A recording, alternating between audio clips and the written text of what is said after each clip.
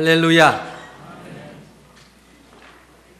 성탄의 달이라고 하는 12월 첫날 첫 주일 아침 하나님께 영광을 올려드리며 또 그 첫날에 하나님 말씀 앞에 선 우리 성도들에게 큰 은혜가 임하시기를 우리 주님의 이름으로 축복합니다. 이 성탄의 달은 우리가 대림절이라고 표현하는데 이 절기의 이름은 도착이라는 뜻입니다. 우리가 공항이나 터미널에서 오기로 약속되어 있는 사람을 기다리는 것입니다.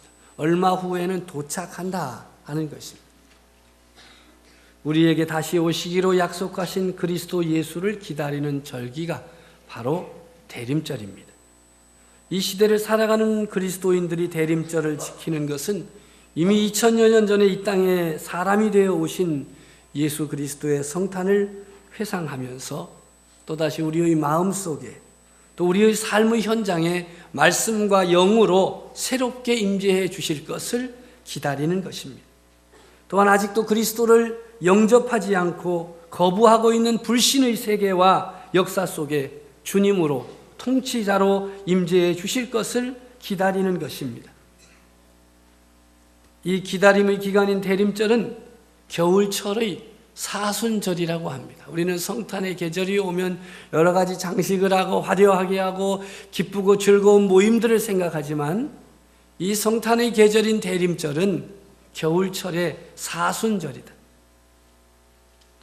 세상의 크리스마스와 다른 것입니다. 참회와 깨어 기도하면서 주님의 임재를 기다리는 기간입니다. 어두운 밤의 일들, 방탕하고 술 취하며 음행과 호색과 쟁투와 시기하는 일들을 청산하는 것입니다. 적극적으로 사랑을 실천하는 기간으로 삼아야 할 것입니다. 우리가 정욕을 따라 육신의 일을 도모하고 자기 이익만 챙기는 삶을 극복하고 하나님 나라를 위해 자신을 내려놓고 늘 지금이 마지막이다 생각하며 종말론적인 삶을 사는 기간으로 삼아야 하는 것입니다. 오늘 이것이 신약의 말씀입니다. 영광의 왕, 평화의 왕으로 오시는 예수 그리스도를 기다리는 그리스도인들은 무엇을 내려놓아야 하며 누구를 기다리고 신뢰하여야 하는가를 분명히 해야 됩니다. 오늘 구약의 말씀은 이사야서를 중심으로 말씀의 은혜 나누기를 원합니다. 이사야서의 중심 주제는 메시아입니다. 구세주입니다. 이사야 선지자 시대의 평화의 성이라고 불리워지는 예루살렘은 하나님께서 임재하시는 성전이 있는 도성이었습니다마는 타락과 부정과 부패로 얼룩져 있었습니다. 통치자와 권력자들이 뇌물을 받고 불의한 재판을 하였습니다. 부정한 방법으로 욕심을 채우고 부패하여져서 악한 정치를 함으로 힘없는 사람, 억울한 일을 당할 수밖에 없었습니다. 그들은 때때로 권력을 차지하기 위해서 구테타를 일으키고 사람을 죽이고 피 흘리는 죄를 범하였습니다. 그래서 이사야 1장 5절과 25절에 어찌하여 라는 탄식 소리가 들려오고 있습니다. 예루살렘의 타락과 부정부패에 대한 탄식입니다. 하나님께서 이 예루살렘을 새롭게 정죄하여 불순물을 제거하겠다, 정결하게 하겠다 계획을 발표하십니다. 또 새로운 지도자를 회복시키고 정의와 공의가 가득한 도성으로 만들겠다고 말씀하십니다. 마지막에 예루살렘 성전을 중심으로 완전히 회복되는 이상적인 모습을 오늘 구약의 말씀인 2장 1절로 5절이 말하고 있습니다. 칼을 쳐서 보습을 만들고 창을 쳐서 낫을 만들어 평화의 도구로 사용하는 세상이 되게 만들겠다 하는 것입니다. 이사야 선지자의 사역은 우시아라고 하는 훌륭한 왕이 죽고 난 이후에 시작되었습니다. 훌륭한 왕이 죽고 난 후에 많은 문제가 발생한 것입니다. 6장 1절 말씀에 보면 우시아 왕이 죽던 해에 내가 본즉 주께서 높이 들린 보좌에 앉으셨는데 내가 본즉 주께서 높이 들린 보좌에 앉으셨는데 그의 옷자락은 성전에 가득하였다. 1장 1절에는 이렇게 말씀합니다. 유다왕 우시아와 요담과 아하스와 히스기야 시대에 아모스의 아들 이사야가 유다와 예루살렘에 관하여 본 계시라고 말씀하십니다. 유다와 예루살렘에 대한 환상입니다. 구체적으로 말하면 유다와 예루살렘이 어떻게 하나님께 거역하고 있는가에 대한 환상을 보았습니다. 1장 21절에는 신실하던 성읍이 어찌하여 창기가 되었는고 공의가 거기에 충만하였고 정의가 그 가운데 거하였더니 이제는 살인자들 뿐이로다. 5장 7절에 그들에게 정의를 바라셨더니 도리어 포악이요 그들에게 공의를 바라셨더니 도리어 부르짖음이었도다 라고 말씀합니다. 오직 너희 죄악이 너희와 너희 하나님 사이를 갈라놓았고 너희 죄가 그의 얼굴을 가리어서 너희에게서 듣지 않으시게 함이니라고 선포하십니다. 이와 같은 상황이 하나님께서 이사야를 선지자로 부르실 때의 상황이었습니다. 이 시대의 상황과 문제점 그리고 해결책을 발견해야 우리가 오늘 대하는 이사야의 메시지를 찾을 수 있게 되는 것입니다. 오늘날 우리로 말한다면 우리는 우리의 신뢰와 소망을 누구에게 두고 있는지를 알아야 오늘 이사야의 중심 메시지인 메시아를 분명하게 구세주를 확실하게 찾고 붙들 수 있습니다. 그 당시 하나님의 백성들은 구체적으로 어떻게 하나님을 거역하고 반역했을까요? 정답은 그들이 잘못된 것을 신뢰했다는 것입니다. 이사야의 첫 부분인 1장 2절로 4절에 보면 하늘이여 들으라 땅이여 귀를 기울이라 여호와께서 말씀하시기를 내가 자식을 양육하였거늘 그들이 나를 거역하였도다. 소는 그 임자를 알고 나귀는 그 주인의 구유를 알건만은 이스라엘은 알지 못하고 나의 백성은 깨닫지 못하는도다 하셨도다. 슬프다 범죄한 나라요 허물진 백성이요 행악의 종자요 행위가 부패한 자식이로다. 그들이 여호와를 버리며 이스라엘의 거룩하신 이를 만홀히 여겨 멀리하고 물러갔도다. 어디로 갔습니까? 저들이 우상에게로 갔습니다. 왜 갔습니까? 그곳에 가면 자기의 욕심을 자기의 바램을 채울 수 있다고 생각했기 때문이죠. 이스라엘 백성들은 어려움이 있을 때마다 다른 나라의 왕을 의지했습니다. 이집트의 왕을 의지하다가 아수르 왕을 신뢰했습니다. 그러다가 바벨론 왕을 의지했습니다. 이것은 그들이 다른 왕들을 의지했다는 것에서 그치지 않습니다. 그 왕들이 섬겼던 신들도 의지하였다는 것입니다. 그 결과로 땅은 온통 제단의 돌과 아세라 기둥과 산당으로 가득 차게 되었습니다.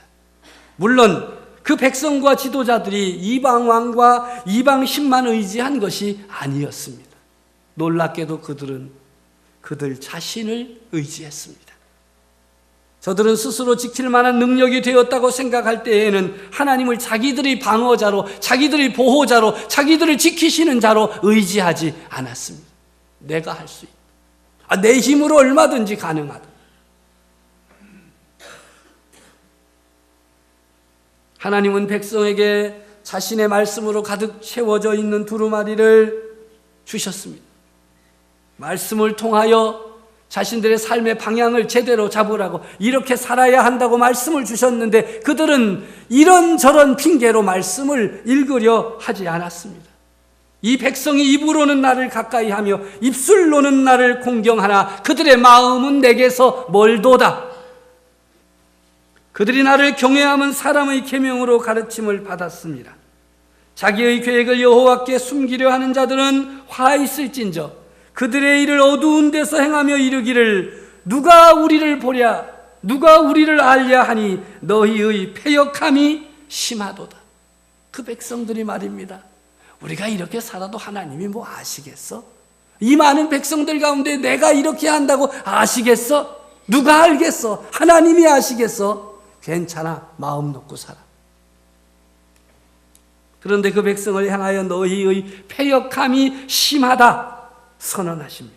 그리스도인으로서 우리는 구약시대 유다 백성과 정확하게 똑같지는 않지만 비슷한 시대, 비슷한 상황 속에서 살아가고 있습니다. 우리 역시 하나님의 백성으로서 종종 개인적으로나 공동체적으로 시험을 받아서 잘못된 것에 우리의 신뢰를 두곤 합니다.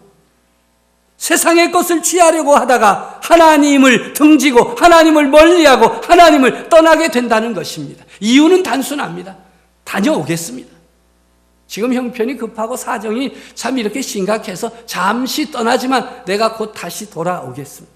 제가 원하는 것이 세상에 너무나도 많습니다. 다 얻은 다음에는 그것 가지고 와서 하나님께 영광 돌릴 터이니까 좀 참아 주십시오. 개인적으로도 또 교회적으로도 마찬가지입니다. 많은 교회가 하나님보다 다른 여러 가지 일에 소망을 두고 있습니다. 성장하고 증가하는 교인 숫자, 커지는 예배당의 규모, 주일 아침마다 교회 문을 통해서 들어오는 수많은 사람들, 그들에게 초점을 맞추고 있습니다. 어떻게 하면 그들을 잘해서, 어떻게 하면 그들을 잘 마음에 맞게 해서, 어떻게 하면 저들의 귀를 즐겁게 하고 저들의 마음을 즐겁게 하고 기분 좋게 만들어서 더 많이 오게 만들까? 거기에 초점을 맞춥니다. 하나님께서 얼마나 이 예배를 통해서 우리와 교통하실까? 우리는 어떻게 하여야 하나님의 영광에 응답할 수 있을까 보다는 어떻게 하면 이 사람들이 기분 좋고 따뜻하고 즐겁고 기분 좋게 만들어가지고 더 많이 오게 할까? 그것이 우상이 되고 그것이 소망이 되고 그것이 목적이 된다면 그 교회는 더 이상 하나님의 교회가 아닐 것입니다. 그리스도인으로서 우리는 예수 그리스도의 복음만을 신뢰하여야 됩니다. 성도들이 신뢰할 가치가 있는 것은 결론적으로 말하면 어떤 사람이 아닙니다. 담임 목사가 아닙니다. 어떤 혁신도 아닙니다. 어떤 프로그램도 아닙니다. 오직 하나님만이 우리들의 유일한 신뢰의 대상인 것입니다. 하나님만이 이스라엘 백성의 소망의 올바른 초점이고 하나님만이 그들이 신뢰할 올바른 대상이었습니다. 이스라엘 백성이 의지하였던 우상은 하나님과 비교할 때 아무것도 아닙니다. 하나님만이 신뢰의 대상이 되어야 할 이유가 있습니다. 그것은 하나님이 심판을 행하시는 분이시기 때문입니다.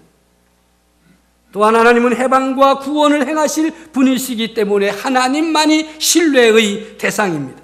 보라, 하나님은 나의 구원이시라. 내가 신뢰하고 두려움이 없으리니 주 여호와는 나의 힘이시며 나의 노래시며 나의 구원이십니다. 하나님은 구원을 약속하고 또 그대로 지키십니다. 예루살렘이 다른 소망을 전혀 갖고 있지 못했을 때 하나님이 그들을 돕는 자로 구원자로 오셨습니다. 누구를 신뢰하여야 할까라는 질문 앞에서 이사야서를 통해서 하나님만이 온전히 유일하신 분이라는 것을 확인하게 되는 것입니다. 하나님과 같은 존재는 절대로 없습니다. 하나님이 갖고 계신 것과 같은 도덕적 순결함을 가진 다른 존재는 없습니다. 하나님만큼 의로우신 존재도 없습니다. 또 하나님만큼 사랑이 넉넉한 분도 없습니다. 이사야서를 통해서 나타나는 가장 두드러진 사실 가운데 하나는 신실하지 못한 자기 백성에 대한 하나님의 변함없는 사랑입니다. 수없이 이스라엘 백성이 하나님에게서 돌아서고 하나님을 거역했습니다. 원망하고 불평하고 또 다른 것들을 신뢰했습니다. 그럼에도 불구하고 수없이 하나님은 그들을 끈질기게 쫓아가십니다. 하나님의 엄청난 사랑으로 품으시고 그들을 불러 세우십니다. 완전히 거룩하고 완전한 사랑으로 충만하신 하나님, 이것이 이사야가 제시하고 있는 하나님에 대한 그림입니다. 이처럼 하나님만이 누구를 믿고 따라야 하는가라는 이스라엘 백성들의 질문에 대한 해결책이 되십니다. 그런데 이사야는 한 걸음 더 나아가고 있습니다. 단순히 하나님이라고 말하는데 그치지 않습니다. 더 정확한 해결책을 제시하고 있습니다. 이사야서를 읽어나가다 보면 하나님이 백성과 세상에 대한 하나님의 중대한 계획이, 한 사람에 대한 계획으로 좁혀지는 것을 발견할 수 있습니다. 보라, 내가 한 돌을 시온에 두어 기초를 삼았노니 곧 시험할 돌이요 귀하고 견고한 기초돌이라. 그것을 믿는 이는 다급하게 되지 아니하리로다. 이는 한 아기가 우리에게 낳고 한 아들을 우리에게 주신 바 되었는데 그의 어깨에는 정사를 메었고 그의 이름은 기묘자라, 모사라, 전능하신 하나님이라, 영존하시는 아버지라, 평강의 왕이라 할 것입니다. 이 사람이 땅 끝까지 구원을 베풀고 우리 모두를 구원하실 당사자입니다. 이것이 이사야서의 메시지입니다. 이 사람이 누구입니까? 61장에 보면 그 단서를 찾을 수 있습니다. 주 여호와의 영이 내게 내리셨으니 이는 여호와께서 내게 기름을 부으사 가난한 자에게 아름다운 소식을 전하게 하려 하심이라. 나를 보내사 마음이 상한 자를 고치며 포로된 자에게 자유를, 갇힌 자에게 노임을 선포하며 여호와의 은혜의 해와 우리 하나님의 보복의 날을 선포하여 모든 슬픈 자를 위로하되 말씀합니다. 이사야가 이 말씀을 기록하고 수백 년이 지난 이후에 누가는 나사렛 예수의 생애에 대한 기사 속에서 이 말씀을 담아 놓았습니다. 광야에서 예수님이 사탄의 시험을 물리치는 장면을 묘사한 다음에 누가는 예수님의 공적 사역의 시작에 대해 이렇게 말씀합니다. 예수께서 성령의 능력으로 갈릴리에 돌아가시니 그 소문이 사방에 퍼졌고 친히 그 여러 회당에서 가르치심에 뭇사람에게 칭송을 받으시더라.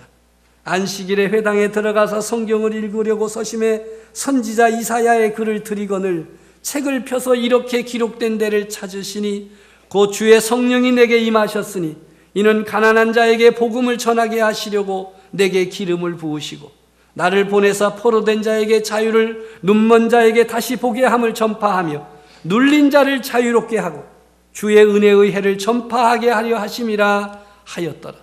책을 덮어 그 맡은 자에게 주시고 앉으시니 회당에 있는 자들이 다 주목하여 보더라. 이에 예수께서 말씀하시되 이 글이 너희에게 응하였느니라 하시니라. 아멘. 이사야 61장의 메시아 예언은 예수님 안에서 성취되었습니다.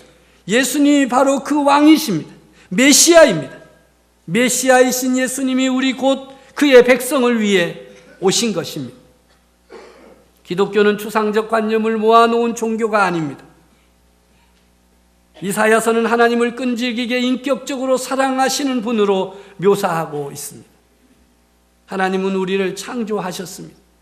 그래서 우리의 상처와 우리의 고통과 우리의 슬픔을 다 아십니다. 우리의 죄를 포함해 우리의 모든 것을 아십니다. 그래서 우리를 사랑하시기 원하시는 것입니다. 그럼에도 하나님은 또한 거룩하신 분이십니다. 자신의 공의와 정의를 유지하면서 부정하고 불결하고 허물로 죽을 수밖에 없는 우리들을 사랑하시는 길을 마련해야 했습니다. 하나님은 그 길을 어떻게 마련하신 것입니까? 예수 그리스도 안에서 하셨습니다. 하나님은 사람이 되어 완전한 삶을 살고 회개하고 자기를 믿는 모든 사람의 죄를 친히 짊어지시고 십자가에 달려 죽으셨습니다. 그리스도의 십자가를 통해 하나님의 거룩하심과 하나님의 사랑에 대한 요청이 동시에 만족되었고 그 결과 죄인들은 용서받을 수 있게 되었습니다. 무조건적인 사랑받게 된 것입니다. 여러분은 하나님으로부터 용서받기를 원하십니까? 아직도 하나님으로부터 용서받지 못한 죄로 인해서 고민하고 죄책감에 빠져 있습니까? 예수님은 자신이 건강한 자가 아니라 병든 자, 의인이 아니라 죄인을 위해 오셨다고 말씀하셨습니다. 여러분은 병들고 죄를 범하여서 신음하고 고통하고 있습니까? 그렇다면 어서 속히 죄를 회개하고 예수 그리스도를 믿으십시오. 세례 요한도 회개하라 외쳤습니다.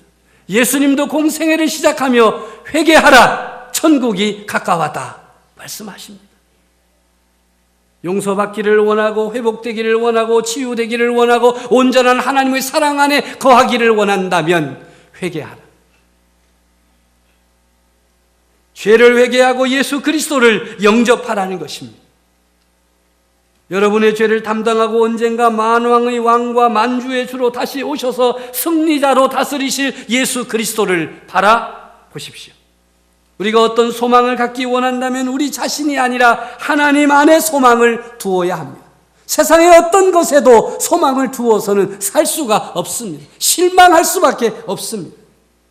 안타깝게도 교회 안에 통용되고 있는 소망은 대부분 정반대입니다. 하나님께 소망을 두기보다는 자기에게 소망을 두고 자기가 원하고 자기가 바라고 자기가 소유하고 싶은 것들에 소망을 둡니다.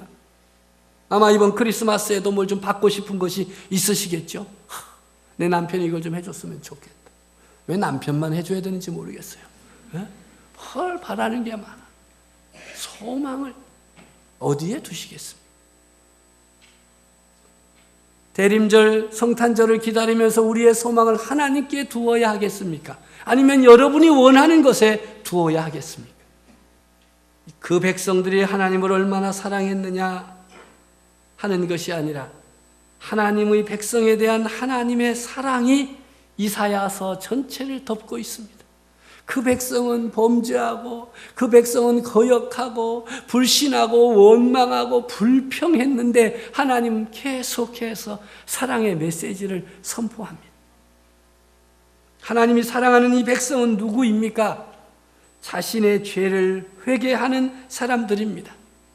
59장 20절 말씀에 여호와의 말씀이니라 구속자가 시온에 임하며 야곱의 자손 가운데에서 죄과를 떠나는 자에게 임하리라.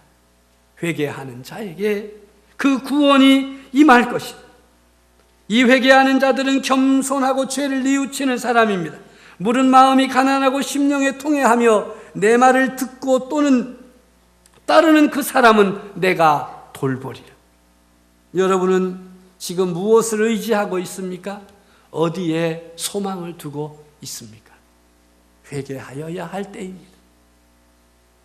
하나님께 소망을 두지 않고 하나님을 의지하지 아니하고 다른 것, 소유와 또 어떤 인간적인 기대를 가지고 산다면 회개하여야 됩니다.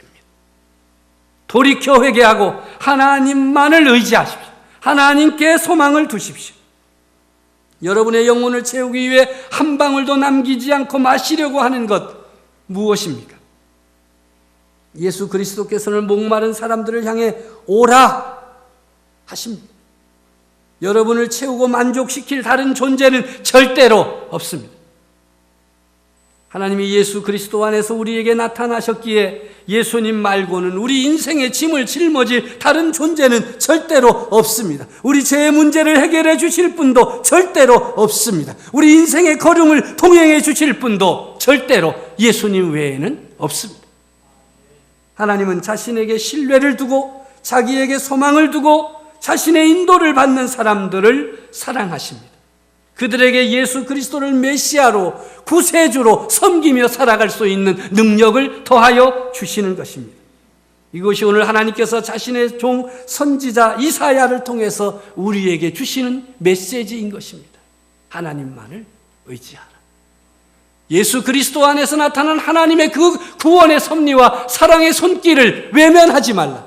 하나님께 소망을 두고 예수 그리스도로 힘을 삼고 믿음의 길을 걸어가라 말씀하신 이 말씀을 오늘 하나님의 뜻으로 선포합니다. 이 말씀을 붙들고 오직 주님께 소망을 두고 하나님만을 의지함으로써 하나님의 기쁨이 되어지시기를 우리 주님의 이름으로 축복합니다.